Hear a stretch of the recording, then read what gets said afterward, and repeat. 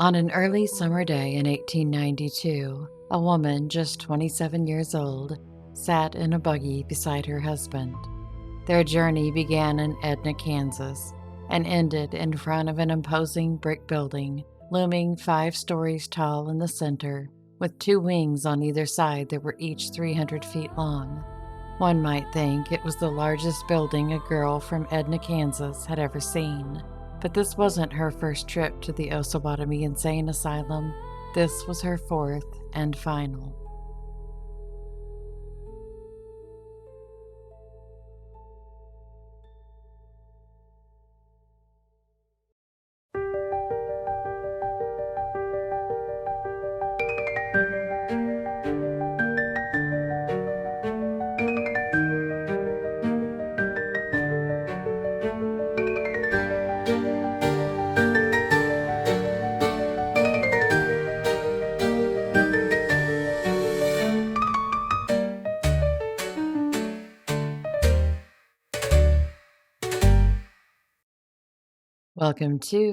Welcome back to the Agatha May Detective Agency. I'm Agatha May, and in tonight's episode, we'll be looking at a woman who was committed to the State Mental Hospital in Osawatomie, Kansas, known then as the Osawatomie Insane Asylum. At the time, it was entirely too common for women to be committed by their husbands. Perhaps the woman was too emotional for the husband, or had her own independent thoughts, or simply, heaven forbid, not submissive enough. For whatever reason, when I was researching those who had died at the hospital, the woman we'll talk about tonight stood out to me. I felt I needed to tell her story, at least as much of it as I could piece together. When Isch Flowers stepped down from the buggy that June day, I wonder if she knew she'd never return home. She wasn't even supposed to be at the hospital. It had been less than a month since she'd stood in front of a judge and jury and was declared sane. So why was Alice at the hospital? I think it had everything to do with her husband. But to understand what that final visit to the hospital meant to Alice, let's start with her life from the beginning. She was born Alice Isch to parents Peter and Mary Isch. The family immigrated here from somewhere other than here. According to census records, they were both from France and Germany, and according to at least one genealogy site, Peter's family was from Switzerland. However, I found the immigration records for the family when they came here from Germany in 1864. I also found where at least one of the daughters admitted she was from Germany on a census record. Peter's obituary states that he was from France, so I'm just going to go with them being from Europe. Alice was one of the middle children out of 7 and was born in Ohio in 1866. Around 1869, the family moved near what would become the town of Neodesha, Kansas. Peter was a farmer and a stonemason, while Mary did the only thing women could really do then, and that was take care of the home and make babies and take care of those babies.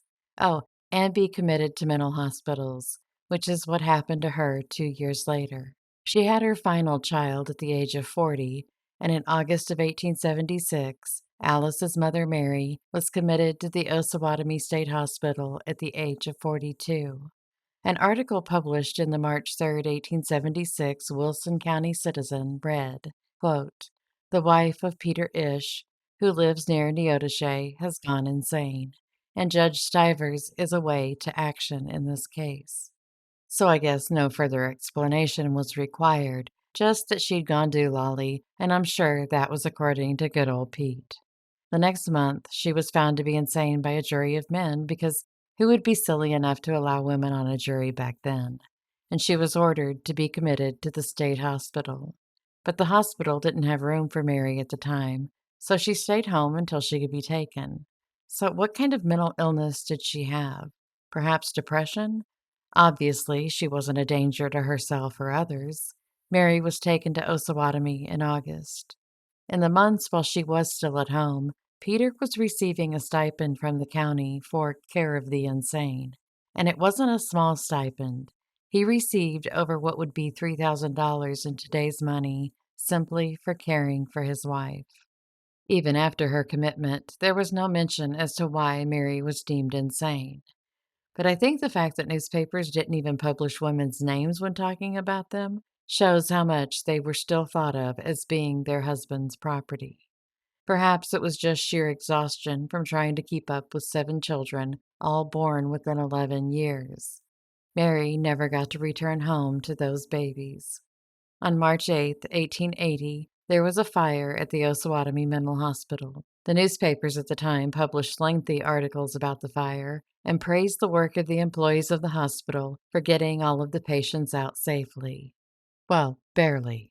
The Republic Citizen published the following 5 days after the fire, quote, "The removal of most of the patients from the burning building was a matter speedily accomplished through a trapdoor escape, provided for such emergencies when the usual staircase entrance was on fire, making egress impossible. But 5 or 6 of those unfortunates appeared determined to perish in the flames and were with difficulty removed. One hid herself in a bed, but was discovered.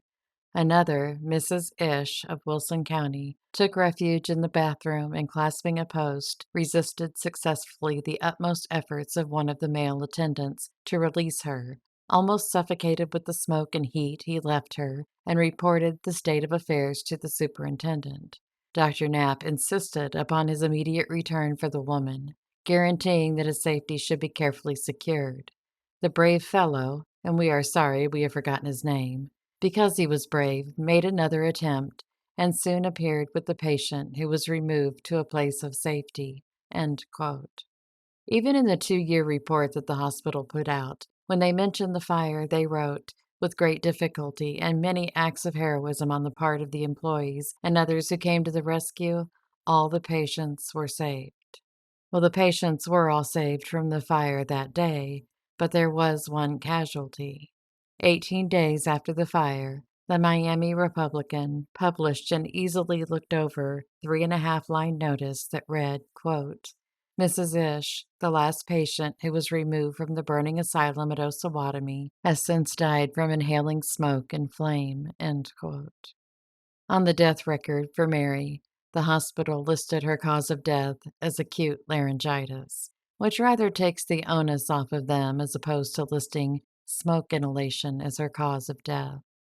I think I'm cynical of anything that happened to patients in any 19th century mental hospital, so I wonder if Mary actually had ran to the bathroom and held onto the pole for dear life.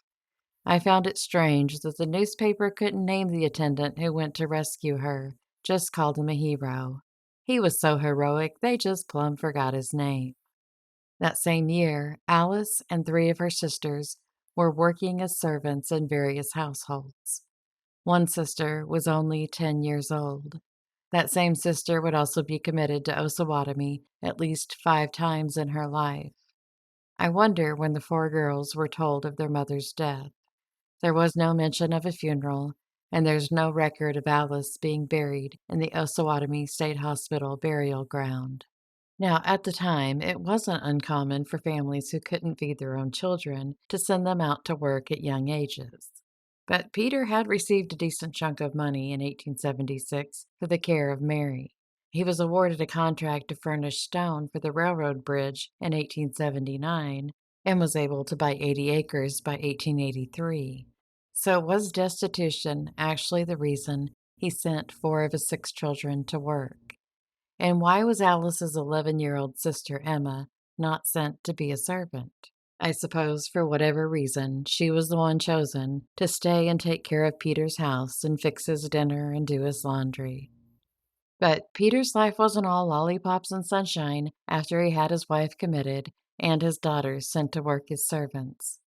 Because I'm petty, I took joy in reading the maladies that befell old Pete.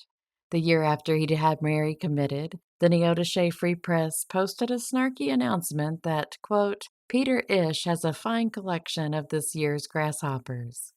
Then, in 1877, the same newspaper posted the following, quote, "Mr. Peter Isch, who resides east of town, had the misfortune to cut the middle forefinger of his left hand some time since, while helping Mr. Brigham butcher, and he caught cold in it.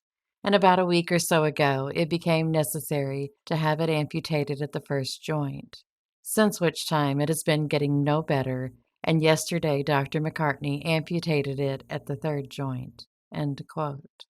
In 1879, the paper printed that Peter Isch got his head stoved into his shoulders a few days ago by being thrown from a horse. And in 1890, Peter was hit by a streetcar. He sued the streetcar company for either $500 or $5,000. Two different newspaper accounts have each as the amount, but I was unable to find if he won or not. I did learn that Peter hired a woman as his attorney, and in 1890, female attorneys were not common. Here is a brief article about it. Quote, Mary Merrill, the attorney, filed her first suit in the district court on the 4th against the Wichita Street Railway Company and in favor of Peter Isch. The gallantry of the bar should guarantee her a clear field. No man will want to run any chances in an open fight with the ladies, but to wish her success is, to the defendant, like wishing the undertaker a fine line of business. End quote. Notice how seamlessly the misogyny of the time permeates this very brief article? There's no discussion of the merits of Mary's case or even really what her case is about. The author focused on her gender. The notion that men should not engage in an open fight with the ladies reflects a paternalistic attitude common during the era. Women were often viewed as fragile and emotional and in need of protection rather than as equals capable of advocating for themselves. I would venture to say there are more than a few men today who still view women this way. But back to Alice. The new year of 1883 did not begin well for her. She was 16 years old, and in January, she was committed to the Osawatomie Insane Asylum, as it was named then. The Fredonia Democrat published a notice that, quote, Sheriff Bowman took Alice Isch, the crazy girl, to the asylum on Monday last, end quote.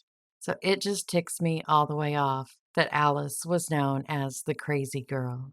Yes, times were different then, but I can still be pissy about how things were. There was never any confirmation as to why she was committed. I'm sure she was one of those marked down as the cause of her mental illness being heredity. That year didn't end well for Alice either. She was taken back to the asylum in December. At the time, it appears that she still wasn't living with her father. Other citizens of Neodeshe were reimbursed for her care before she went to the hospital. 2 years before she was committed, she had been in school, but at the age of 14, she was only in the second level of the school. It seems she had missed a large portion of her early education. So I have to give credit to whoever Alice was living with at the time for at least wanting her to get an education. While Alice was navigating her life, in Ohio, her future husband was navigating his. His name was James Felix Flowers. He was a blacksmith and 20 years older than Alice. So by the time Alice was school age, James was marrying his first wife, Amanda, who went by Minnie. They had 5 kids, and in January of 1885, James was arrested in Ohio for assault and battery. And that's when Jimmy decided to shimmy right out of Ohio and into Kansas. He owned Posey Blacksmith Shop in Edna. By February, he had somehow managed to talk one of the girls in town to marry him. So they went to the courthouse and got a marriage license. But on the marriage license, James had put his age at 35, which was a big fat stinking lie.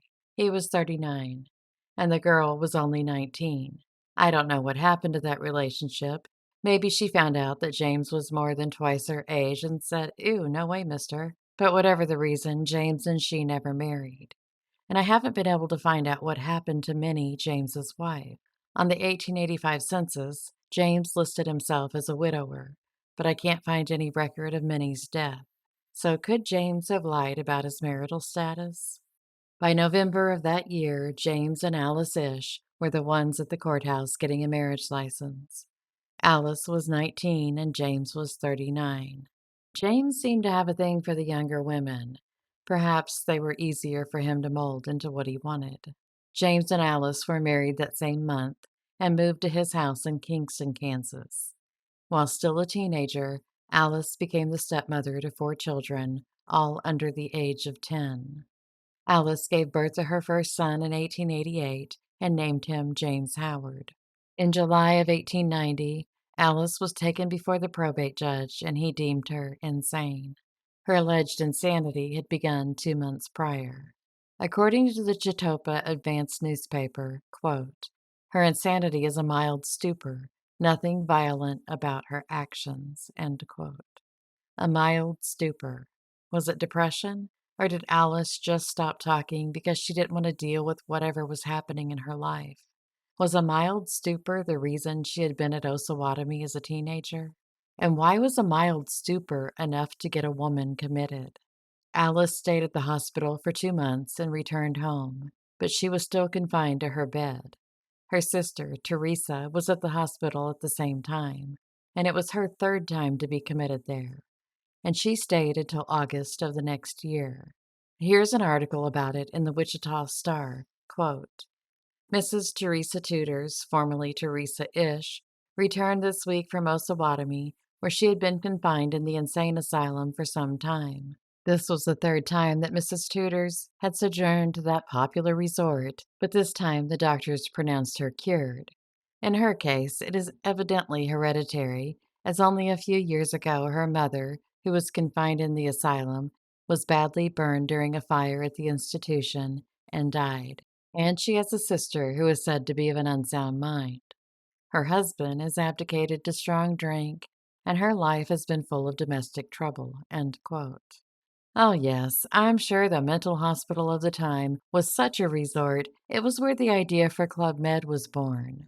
And Teresa's mental illness was definitely hereditary, even though she was living with an alcoholic husband and had had a life filled with domestic trouble.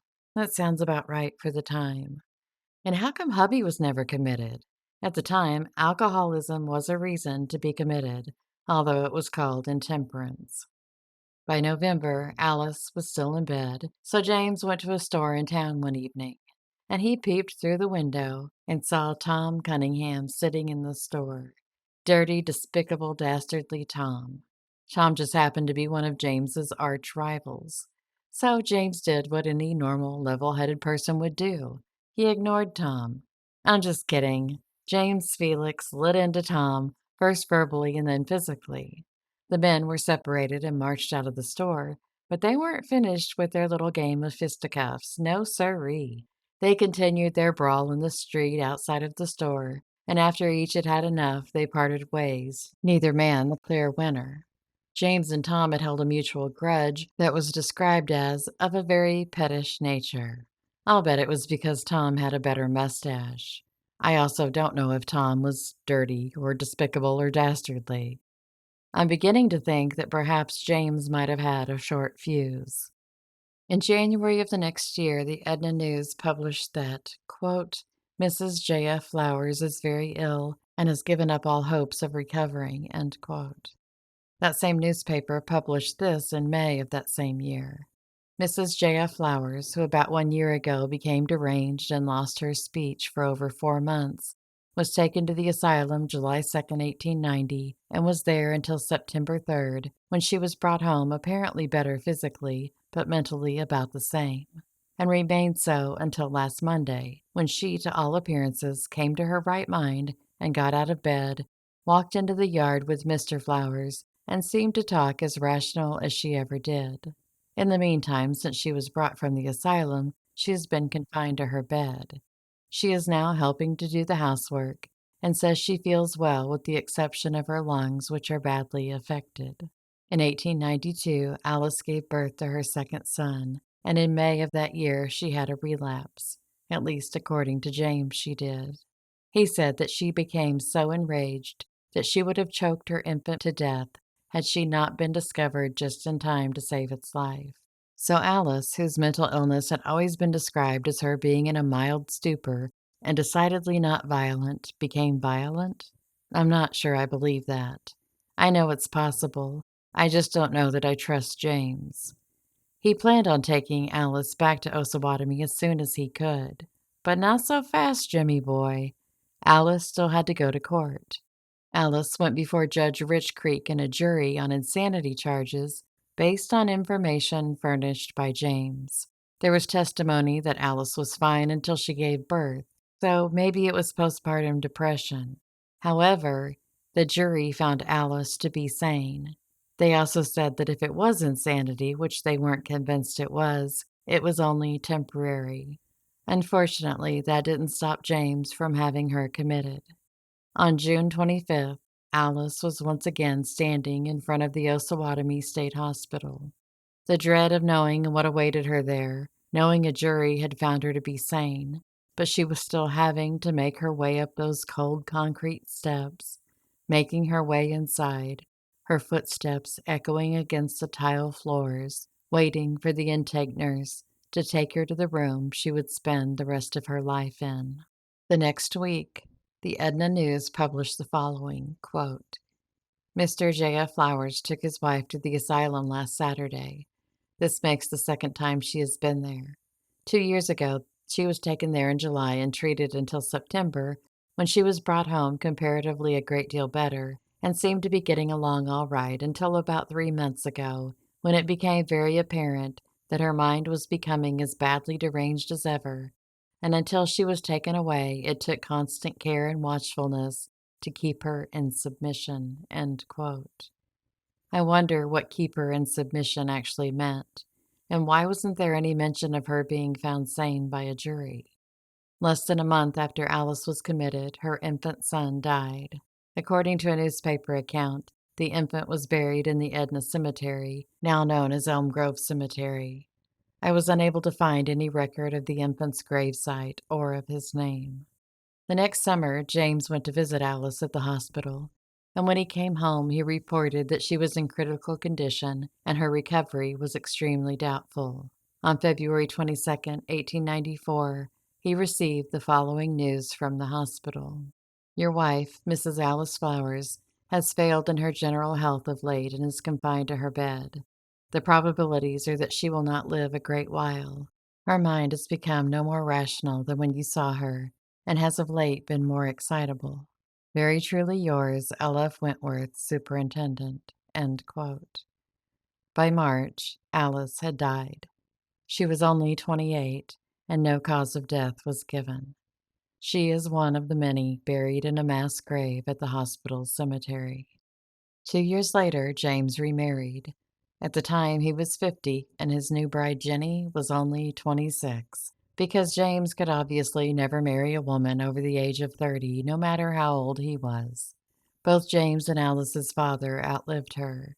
Peter Isch died at the age of 70 from asthma, and I find it interesting that he died from a disease that causes shortness of breath, and the wife he had had committed, Alice's mother, died from smoke inhalation.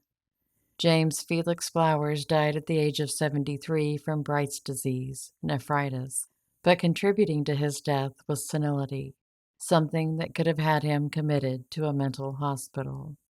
Something tells me that Alice's life was even more tragic than the scant pieces of information that are in old newspapers and genealogical records. I think she wasn't what most people considered a proper girl. Perhaps she was unruly, had her own mind, and for that she was Alice Isch, the crazy girl. Perhaps when she didn't conform, people would talk about her mother and that the insanity had to be hereditary. She's just like her mother, people would whisper as she walked past, and then pretend that their gossip was only from sympathy for Alice. Maybe she was plagued with depression, or maybe when her life got to be too much for her, she simply shut herself away and refused to speak. I found a photo of one of Alice's sisters, and I wonder if Alice resembled her at all. I hope she did. I hope she had those same soft eyes with a twinkle and a half smile as though she knew something the rest of us didn't. In the October 24, 1891 edition of the Edna News, there was an announcement that James and Alice had entertained a number of their friends by having a social dance at their house. I'd like to imagine Alice smiling, laughing, with her skirt swirling around as she danced without a care in the world. But perhaps I'm romanticizing her. I could be reading between the lines a bit too much. But there was just something about Alice that jumped out at me, and I had to find out all I could. There are more rabbit holes that I jumped down while researching Alice's life. I plan on having some bonus members-only videos about Peter Isch and how he gained fame for the ability to find natural gas and oil by using a dowsing rod, and the story of how one of James's daughters eloped and how it ended up with a gun being pulled and charges filed.